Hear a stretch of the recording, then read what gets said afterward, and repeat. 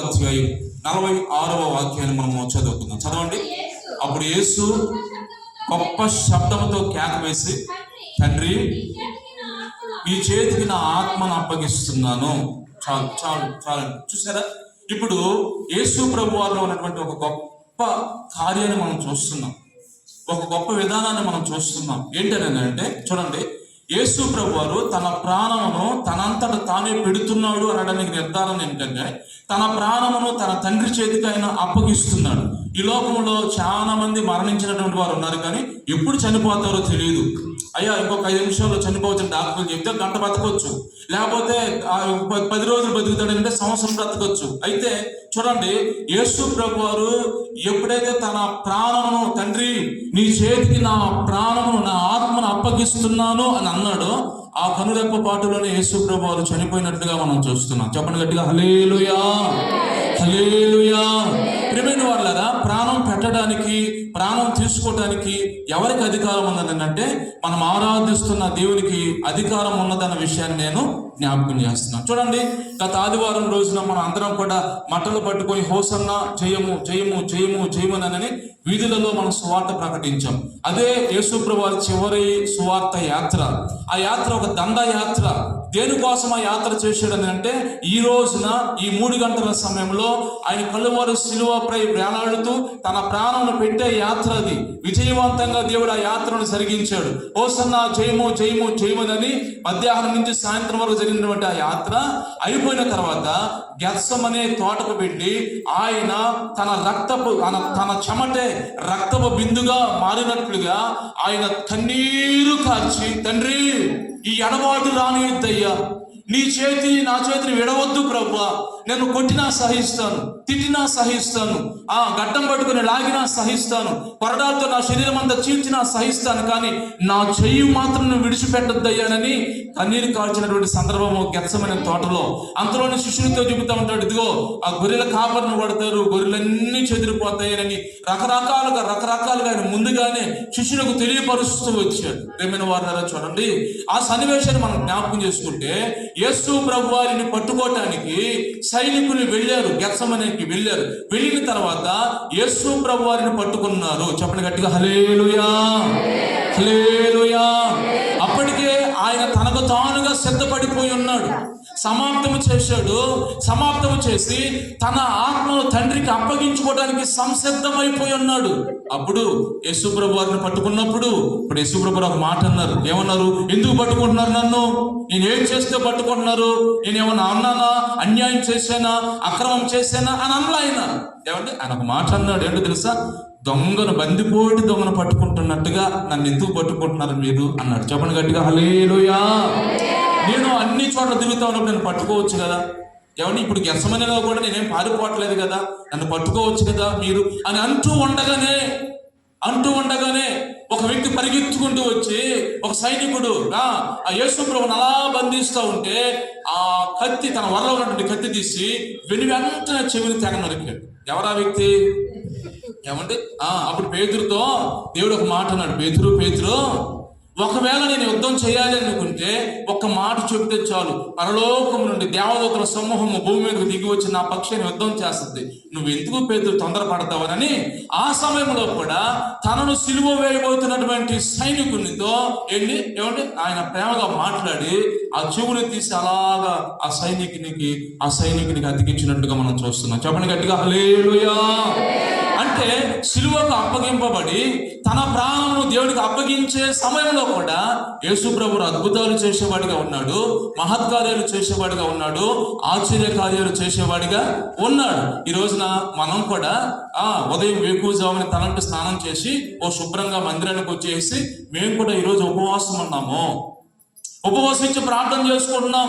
కారణం, నా ప్రభువు కలవరి శిలువలో నా పాపముల నిమిత్తమై బలి అయిపోయినటువంటి రోజు ఇది, ఒక పరిశుద్ధమైన దినం, ఒక శోధనం అని మనము నోరు ఎండగట్టుకొని శరీరాన్ని కాస్త నీరసింపజేసుకుని అలా మందిరంలో కూర్చొని ఉన్నాం ఈ ఒక్కరోజు. ప్రియమైన వాళ్ళారా, గెత్సెమనే తోటలో యేసు ప్రభు వారిని పట్టుకున్న నాటి నుండి ఆయనకి తాగడానికి నీళ్ళు ఇవ్వలేదు, తినడానికి ఆహారము పెట్టలేదు. చూడండి, యేసు ప్రభువుని ఒక బందీ దొంగగా చిత్రీకరించి ఆయన ఏం చేశారు? బందీ గృహలో బంధించారు యేసు ప్రభుని. బందీ గృహం అంటే ఏంటో తెలుసా? ఇప్పుడు దీని కింద భాగంలో ఇంకొక గుహ ఉంటది, ఈ కింద భాగంలో ఇంకొక గుహ ఉంటది. అంటే బందిపోటు దొంగలని, నరహత్య చేసిన వారిని, ఆ రాజులకు వ్యతిరేకంగా జీవించిన వారిని బందిపోటును దొంగగా ఎంచి కింద గుహలో పెడతారంట. చరిత్రలో రాయబడింది. ఏమండి చూసారా? ఇప్పుడు యేసు ప్రభు వారిని ఎక్కడ పెట్టారు? ఆ బందీ గృహంలో బంధించారు. మరియమ్మ తల్లి యేసు ప్రభు వారిని చూడాలని పాపం ఎక్కడున్నాడో నా బిడ్డ, ఏమంటే ఏమైపోయాడో, ఆ నీళ్ళన్నా ఇద్దాం, ఆహారం అన్నా పెడదామని వస్తే ఇదంతా తిరుగుతుంది. కానీ యేసు ప్రభు వారు ఎక్కడ కూడా అంత కనిపించలేదు. కారణము, ఒక బందీ దొంగగా బందీ గుహలో ఆయనను బంధించేశారు. ఏమండి యేసు ప్రభు వారికి ఏమో ఆమె కనిపిస్తుంది, కానీ ఆమెకేమో యేసు ప్రభు వారు కనిపించదు. ఆమెను కింద భాగంలో నుంచి యేసు ప్రభు అలాగా మా అమ్మ వచ్చినట్లుంది నన్ను చూడడానికి అన్నట్లుగా ఉన్నాడు. కానీ అయితే ఈయన చేయవలసిన పనిని చేయడానికే ఆయన సమర్పించుకున్నాడు కనుక తన ఆత్మను తన తండ్రికి అప్పగించడానికి సంసిద్ధం అయిపోయి ఉన్నాడు. చెప్పండి గట్టిగా హల్లెలూయా, హల్లెలూయా. ఆయన బంధించిన నాటి నుండి యేసు ప్రభు వారికి 7 తీర్పులు జరిగాయండి. ఎందుకని ఒక తీర్పుతో తెగలేదు? ఎందుకని 2 తీర్పులతో తెగలేదు? ఎందుకని 3 తీర్పులతో తెగలేదు? ఎందుకు 4, 5, 6 తీర్పులతో తెగలేదని అంటే, ఏ రాజు దగ్గరికి వెళ్ళినా, ఏ తిరుపతి దగ్గరికి వెళ్ళినా, ఏ సైన్యాధిపతి దగ్గరికి వెళ్ళినా, ఏ పిలాతు దగ్గరికి వెళ్ళినా, ఏ హేరోదు దగ్గరికి వెళ్ళినా వాళ్ళు చెప్పే మాట ఏంటంటే, ఈయనలో మాకు ఏ పాపము కనబడలేదు. చెప్పండి గట్టిగా హల్లెలూయా, హల్లెలూయా. ఈయనలో మాకు ఏ పాపము కనబడలేదు. ఈయన ఎందుకు సిలువ వేయాలి? ఈయన ఎందుకు అసలు సిలువ వేయాలి అంటాడు ఒక ఆయన. యేసు ప్రభా, యేసు ప్రభా, నువ్వు మాట్లాడయ్యా, నువ్వు మాట్లాడకపోతే మేమేం చేయలేం అని అంటే, ఆ పిలాతు వైపు యేసు ప్రభు అలా మౌనంగా చూసి అలా మౌనంగా ఉంటాడు. కానీ ఆయన మాట్లాడు. కారణం ఏంటి తెలుసా? తన ప్రాణమును తన తండ్రి చేతికి అప్పగించడానికి ఆయన సిద్ధపడి ఉన్నాడు. చెప్పండి గట్టిగా హల్లెలూయా. సరే, అప్పటికన్నా వీళ్ళు ఆ పగ, ద్వేషము లేదా కోపం చల్లారద్దామనని యేసు ప్రభు వారికి ఎన్ని కొరడా దెబ్బలు విధించారు? 39 కొరడా దెబ్బలు విధించారు. ప్రేమైన వాళ్ళరా, ఆయన ఒక బందిపోటు దొంగలాగా కట్టేసి చేతులకు సంఖ్యలు వేసేసి విధించిందేమో 39 కొరడా దెబ్బలే, కానీ ఆయన కొట్టింది మాత్రం వందల సంబంధించిన దెబ్బలు కొట్టారు. చెప్పండి గట్టిగా హల్లెలూయా. ఏమండి కొట్టారు? వీపు మీద నాగటబోలే పొలం ఎలాగా దున్నబడుతుందో అలాగా వీపు మీద దున్నబడిందని శరీరం అంతా కూడా. ఓవైపు ఆహారం లేదు, ఓవైపు తాగడానికి నీళ్లు లేవు, శరీరం అంతా కూడా నీరసించిపోయింది. ఆ మనిషిని కట్టిపట్టి ఏం చేస్తున్నారు? విపరీతంగా కొడుతున్నారు. కొడుతూ ఏం చేస్తున్నారు? యూదులకు రాజు అంటారు. నువ్వా యూదులకు రాజువా? ఇప్పుడు ఏం జరుగుతుందో చూడు, కాపాడుకోరా అని కాలుతో దన్నేవాడు, హేళన చేసేవాడు, అవమానపరిచేవాడు. ఏమండి ఇవి చాలవరా? ఈ దెబ్బలు చాలవు. ఏమండి ఇవి తీసుకోండి. ఏంటి గాలాలు తీసుకోండి. పట్టితే అలా చేరస్తారు ఆవిడ శరీరాన్ని. ఏమండి మొత్తం మీద కొట్టారు. మళ్ళీ ఆ నాగేడు తీసుకున్నారు. శరీరం అంతా కూడా చీలుస్తూ లాక్కొచ్చు. ఏమండి అలా కాదు, వాళ్ళకి ఇచ్చింది కొరడా దెబ్బలేరా, ఇంకా వీడికి మనం తగిన శాస్త్ర చేయాలని అడవి ముళ్ళతో తీసుకొచ్చినటువంటి ఆ కిరీటాన్ని ఏం చేశారు? యేసు ప్రభు తల మీద పెట్టి అత్తి కర్రతో కొట్టారు. ప్రియమైన వాళ్ళారా చూడండి, జుట్టు పట్టుకుని లాగేవాడు, గడ్డం పట్టుకుని లాగేవాడు, డొక్కలో పొడిచేవాడు. ఎవరు కొట్టారో చెప్పు నిన్ను? ఎవరు హేళన చేస్తున్నారు? ఏమంటే ఎవరు లాగారు చెప్పు నిన్ను? ఆకడ వస్తాడు మళ్ళా మధ్యలో, వీడంటా యూదులకు రాజు అంటారా అని ఊసి నుంచి వాళ్ళ యేసు ప్రభు మొక్కను అని ఊసితే కూడా వాళ్ళ ముఖం అలా చూసి ఏమండి ఆయన ఇలా తుడుచుకున్నాడు తప్ప ఎందుకు ఊసావు నా మీద అని అడగల. చెప్పండి గట్టిగా హల్లెలూయా. ఆయన మనసంతా ఏంటి? తండ్రి వీరేం చేయించున్నారు, వీరు ఎరుగురు కనుక వీరిని క్షమించు ప్రభు అని ముఖం తుడుచుకున్నాడు తప్ప ఏమండి ఎవరి మీద ఆయన ద్వేషము పాగ పెంచుకోలేదు. చెప్పండి గట్టిగా హల్లెలూయా. ఏమండి ఆ తీర్పు అంతా అయిపోయిన తర్వాత మళ్ళీ పిలాతు దగ్గరకు వెళితే, ఇప్పటికన్నా మీ కోపం చల్లారిందా అంటే, ఇప్పటికీ మా కోపం చల్లారలా, సిలువ వేయాల్సిందే అని అంటే ఏమండి అప్పుడు ఆ పిలాతు ఇక చివరికి చేసేదంటే ఏమి లేక, ఈ పాపానికి నాకు ఎలాంటి సంబంధం లేదు అని ఏం చేశాడు? ఆయన చేతులు కడుక్కున్నాడు. నాకు సంబంధం లేదయ్యా, నా మీద నా బిడ్డల మీద పడకూడదు, నాకు సంబంధం లేదని చేతులు కడుక్కుంటే, చేతులు కడుక్కునే తర్వాత యేసు ప్రభు నా నుంచి ఒక కుక్కన కదా లాక్కుని పోయినట్లుగా ఏమండి జనాభా అంతా ఆయన మీద పడి తీర్పు తీర్చిన తర్వాత లాక్కుని వెళ్ళి ఏం చేశారు? మోయలేని సిలువ మానును 150 కిలోలు అంట బరువు. ఎన్ని కిలోలు? 150 కిలోలు అంటే 3 సిమెంట్ బస్తాలు. ఎన్ని బస్తాలు? ఒక సిమెంట్ బస్తా 30 వేయగలం మనం, అంతే కదా. 150 కిలోలు బరువున్నటువంటి ఆ సిలువ మానను యేసు ప్రభు వారి ఆ భుజం మీద వేస్తే ఎప్పటి నుంచి ఆహారం లేదు ఆయనకి. ఏమంటే దాదాపుగా గెత్సెమనీలో పట్టబడినప్పటి నుంచి ఆహారం లేదు, తాగడానికి నీళ్లు లేదు. ఏమండి ఆయన ఎలా మోసాడు అన్నాం? నీ మీద నా మీద ప్రేమ లేకపోతే ఆయన ఎలా మోసాడు అన్నాం? మన పట్ల ఆయన తీసుకున్న తీర్మానం స్థిరమైనది కాకపోతే ఎలా మోసాడు అందాం? ఆ మోయలేని సిలువ మానను అలా గొలగొతా కొండపైకి మోసుకుని వేసుకుని మోస్తుంటే మోయలేని పరిస్థితులలో ఏమండి వెనకాల నుంచి ఏం చేస్తున్నారు? మొయ్యలేక అలా సమస్యలు అవుతుంటే వెనకాల నుంచి మళ్ళీ కొరడా దెబ్బలు. ఏమంటే మొయ్యదా మొయ్యి, ఏమండి మొయ్యి మోపిస్తా ఉన్నారు. అందులో కురేనీయుడైన సీమోను ఒకడు వచ్చి, అయ్యా యేసు ప్రభువా నువ్వు మొయ్యలేకపోతున్నావు, అయ్యా సమస్యలు పోతున్నావు, నేను కొద్దిసేపు మోస్తాను ఆయన అంటే ఆయన అలా మాట్లాడుతూనే ఉన్నాడు. ఆయన భుజం మీద నుంచి అలా తీసుకుని కొద్ది దూరం అలా బాగానే మళ్ళా యేసు ప్రభువారు అలా వెళ్ళి ఆ కురేనీయుడి సీమోనుకు అడ్డుపడి, నువ్వు మొయ్యదులే సీమోను, నేను మోస్తా. చెప్పండి గట్టిగా హల్లెలూయా.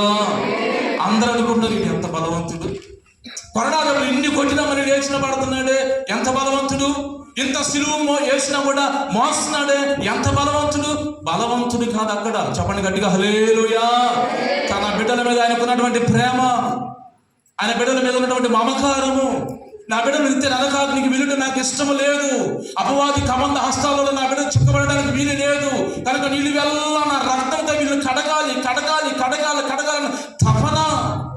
ఏమంటే మనం ఆరాధిస్తున్న దేవుడు అలా మనల్ని ప్రేమించాడు. ఆ మోయలేని శివమాను ఆ గొలగొతా కొండపై అలా మోసుకెళ్తే ఏమంటే ఆయన బట్టలు చీల్చి వేసి ఏమంటే ఈ బట్టల వల్ల నాకు కావాలి చీటీలు వేసుకొని పిల్లరా యేసు ప్రభువాన్ని ఆ శిలువమాను మీద అలా పండేస్తే ఏమంటే ఆ చేతులలో ఆ కాలంలో మేకులు కొట్టి ఆయన అలా ఆకాశానికి భూమికి మధ్యన గొలగొతా కొండ పైన వేలాడు తీస్తూ ఉంటే ఏమంటే చూడండి ఆ సన్నివేశాన్ని మనం జ్ఞాపకం చేసుకుంటే ఈ రోజు మన అందరం కూడా దిష్టి బొమ్మలు తగిలిస్తూ ఉంటాం. ఇళ్ళకి సిలువలో మన అందరి కొరకు దిష్టి బొమ్మలాగా ఆయన వేలాడ తీయబడ్డాడు. ఆకాశానికి భూమికి మధ్యన వేలాడ తీయబడ్డాడు. క్రైస్తవుల దిష్టి అంతా కూడా యేసు ప్రభువులను కొట్టవేయబడింది. చెప్పండి గట్టిగా హల్లెలూయా. ఏమంటే ఆ కాళ్ళలో చేతిలో మేకులు కొట్టబడి ఆ సిలువ పైన అలా వేలాడుతూ తండ్రి వైపు చూస్తున్నాడు. చూశాడు తండ్రి ఏం లేదు, అంతా అయిపోయింది. మొదటి నుంచి మెరిసి ప్రార్థించిన 6 మాటలు పూర్తి అయిపోయింది. ఇక 7వ మాట నుంచి తండ్రి సమాప్తం చేశాను. ఏంది చెప్పిన పని కాదు, అది ఒక పోరాటం. రక్తపు ముద్దగా మారిపోయాడు.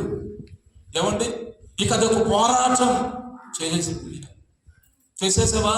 చేసేసానయ్యా. ఇంకేం చేయాలి? చేయాల్సిందంటే ఇంకేం లేదు, సమాప్తం అయిపోయింది. చెప్పండి గట్టిగా హల్లెలూయా. చివరిగా ఆ 3 గంటల సమయంలో తండ్రి అని బిగ్గరగా త్యాగేస్తే అందరూ ఆయన వైపు చూస్తున్నారు. నీ చేతికి నా ఆత్మను అప్పగిస్తున్నాను అన్నాడు అంతే. చెప్పండి గట్టిగా హల్లెలూయా. ఏమండి అప్పుడు యేసు ప్రభువారు కన్ను మూసిన వెంటనే ఆకాశం అంతా మూయబడింది. ఏమంటే గొప్ప ఉరుములు, ధ్వని, బండలు కదిలింపబడ్డాయి, భూమి కదిలింపబడింది. ఏమంటే అందరూ అనుకుంటున్నారు అనవసరంగా నీతిమంతుని చంపేశారు. అప్పుడు ఒక సైనికుడు వెళ్ళాడు, అసలు ప్రభు చనిపోయాడా లేదా మళ్ళీ మనం పిలాతురాజుకు చెప్పాలి కదనండి. ఆయన డొక్కలో బల్లెపు పోటు పొడిచి చివరిసారిగా చూస్తే ఇక రక్తం లేదు, మొత్తం కారిపోయింది. నీళ్లు కాదు. ఏంటి ఈయన శరీరంలో నుంచి నీళ్లు కారుతున్నాయి, ఏంటి రక్తం ఏది? ఎక్కడుంది? అందుకే మనం ఆరాధిస్తున్న దేవుడు విలువ పెట్టి మనల్ని కొన్నాడు. చెప్పండి గట్టిగా హల్లెలూయా. ఆయన సొత్తైనటువంటి మనము ఈ లోకంలో జీవిస్తున్నాం. మనమే కనుక లేకపోతే ఈ లోకానికి విలువ లేదు. ఆయన నీ మీద నా మీద ఆశ పెట్టుకున్నాడు. ఆయన పని చేస్తామని, ఆయన బిడ్డలుగా బ్రతుకుతామని మన మీద ఆశ పెట్టుకుని ఉన్నాడు. కొద్ది కాలమే ప్రభు రావడానికి ఆయన సంసిద్ధమైపోయి ఉన్నాడు. ఆయన ఇప్పటికే మనం చూస్తున్నాం, చాలా మంది చనిపోతా ఉన్నారు. వ్యాధులు ఎక్కువైపోయాయి, రోగాలు ఎక్కువైపోయాయి, ప్రసర ఎక్కువైపోయింది. కాబట్టి మోసం చేసిన అధికమైపోయారు. యుద్ధాలు మన కళ్ళ మీద కనిపిస్తూ ఉన్నాయి. ఆయన చాలా సమీపంగా ఉన్నాడు. ఆయన మన కొరకు చేసిన త్యాగాన్ని మనం ఎన్నటికీ మర్చిపోకూడదు. ఈ రోజే కాదు ప్రతి నిత్యం. అందుకే నేను వాక్యం ముగించే ప్రతిసారి కూడా ఆయన కలువరి సిలువ మరణ పునరుద్ధారణ చెప్పని కూడా ముగించను. కొంతమంది అనుకుంటారు ఈ రోజే ఒక ప్రాముఖ్యత. ఈ రోజే కాదు, ప్రతి దినము కూడా మనం శుభ శుక్రవారంగా ఇచ్చి ప్రభు నా కోసం ఈ త్యాగం చేసి ఉండకపోతే నేనేమైపోయింది. ఈ రోజు ఆయన మనల్ని ఆకర్షింపచేయబట్టే ఈ రోజు మన అందరం కూడా ప్రభు సన్నిధిలో ఇంత సంతోషంగా ఆనందంగా గడపగలుగుతాం. కనుక ప్రాణం పెట్టడానికి, ప్రాణం తీసుకోవడానికి అధికారం కలిగిన వాడు మనం ఆరాధిస్తున్న దేవుడు. చెప్పండి గట్టిగా హల్లెలూయా. ఈ మాటలో 3 విషయాలు. ఒకటి ఏంటంటే సంపూర్ణ సమర్పణ కలిగినటువంటి వాడు మనం ఆరాధిస్తున్న దేవుడు. విజయ ధ్వని చేసినటువంటి వాడు. ముగింపును మనల్ని ప్రేమించి ఆయన ఆ ప్రాణమును కలవరి శిలువలో తన తండ్రికి అప్పగించిన దేవుడు. మళ్ళీ తీసుకుంటాడా తీసుకోడా? చెప్పండి, తీసుకుంటాడా తీసుకోడా? ఇచ్చాడు ప్రభా, మళ్ళీ నా ప్రాణం నాకు ఏంటి ఇచ్చేస్తాడు. అందుకే భద్రంగా ఆయన దగ్గర ఉంటుందని, భద్రంగా ఆయన దగ్గర ఉంటుంది, ఆయన దగ్గర దాచాడు అంతే. ఏమంటే యేసు ప్రభువుకి మరణం లేదు. చెప్పండి గట్టిగా హల్లెలూయా, హల్లెలూయా. ఈ లోకంలో మనం అయ్యా నేను ఎన్నో కష్టాలు పడుతున్నాను, శ్రమలు పడుతున్నాను, ఇబ్బంది పడుతున్నాను అంటే నేను పడినట్టుగా పడతాను. కనుక చేయించండి అంతే, కొద్ది కాలం చేయించండి. మీరు కొద్ది కాలం శ్రమ పడిన వెంటనే ఏం చేస్తుంది? ఏమంటే వెంటనే ఆయన మనలను సంపూర్ణులుగా చేస్తారు. కాబట్టి ఈ విలువైన 7 మాటలు మనం ధ్యానం చేసుకున్నాం. ఇంకా మనం ప్రభు నడిపించే వారికి కాకుండా, దుఃఖ పెట్టే వారికి కాకుండా, మనసారా ప్రభు సంతోషింపజేసే వారికి మనం ముందుకు కొనసాగింపబడదాం. అందరం దయచేసి లేచి నిలబడదాం. ఒక చిన్న ప్రార్థన చేసుకుందాం. అందరూ లేచి నిలబడండి. నిజమే ప్రభువా,